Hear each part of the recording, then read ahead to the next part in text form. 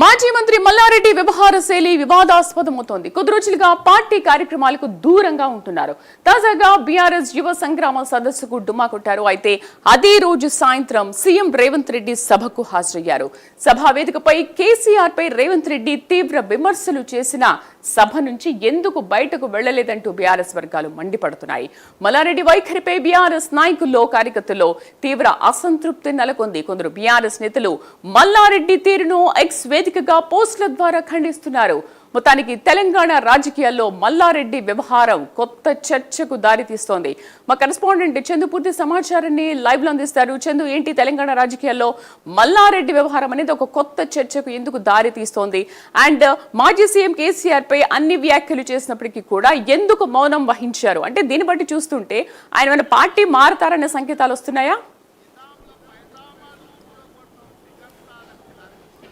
శ్రీదేవి, తెలంగాణ రాజకీయాల్లో మాజీ మంత్రి మల్లారెడ్డి వ్యవహార శైలి మాత్రం హాట్ టాపిక్ గా మారింది. ఆయన వ్యవహార శైలి రోజు రోజుకు కూడా వివాదాస్పదంగా మారుతుంది.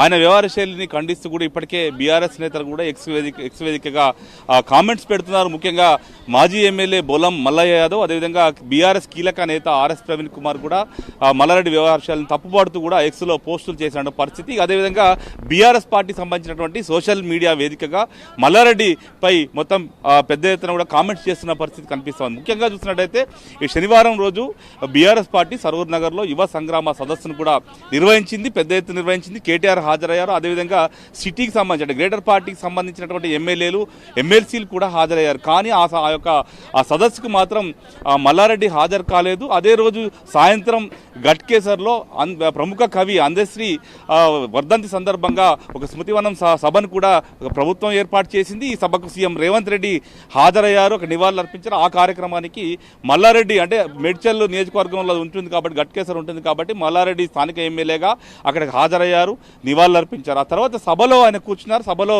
సీఎం రేవంత్ రెడ్డి మాట్లాడుతూ ముఖ్యంగా కేసీఆర్ను టార్గెట్ చేస్తూ, కేసీఆర్ కుటుంబాన్ని టార్గెట్ చేస్తూ కూడా పెద్ద ఎత్తున విమర్శలు కూడా చేశారు.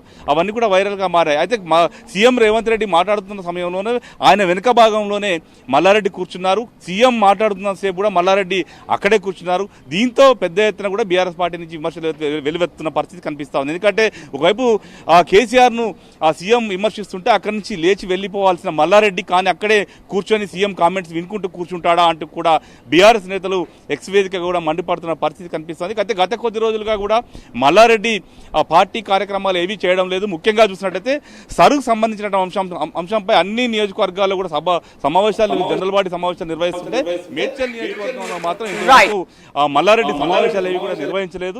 ఈ క్రమంలో చాలా కాలంగా కూడా ఆయన పార్టీ కార్యక్రమాలు దూరంగా ఉంటూ వస్తున్న పరిస్థితి కనిపిస్తున్న నేపథ్యంలో ఈ రోజు మళ్ళీ మల్లారెడ్డి వ్యవహార శైలి మాత్రం మరోసారి హాట్ టాపిక్ అయింది. ఆయన ఇప్పటివరకు దానికి సంబంధించి కానీ ఎక్కడా కూడా పార్టీకి ఒక వివరణ ఇచ్చేటువంటి ప్రయత్నాన్ని కూడా చేయకపోవడం కూడా మొత్తంగా పార్టీ వర్గాల్లో చర్చనీయాంశంగా మారింది. అయితే మల్లారెడ్డిపై వేటు వేయాలంటూ కూడా పార్టీలో పార్టీలో కూడా ఉధృతంగా నడుస్తున్న చర్చ అయితే నడుస్తున్న పరిస్థితి అయితే కనిపిస్తా ఉంది. శ్రీదేవి.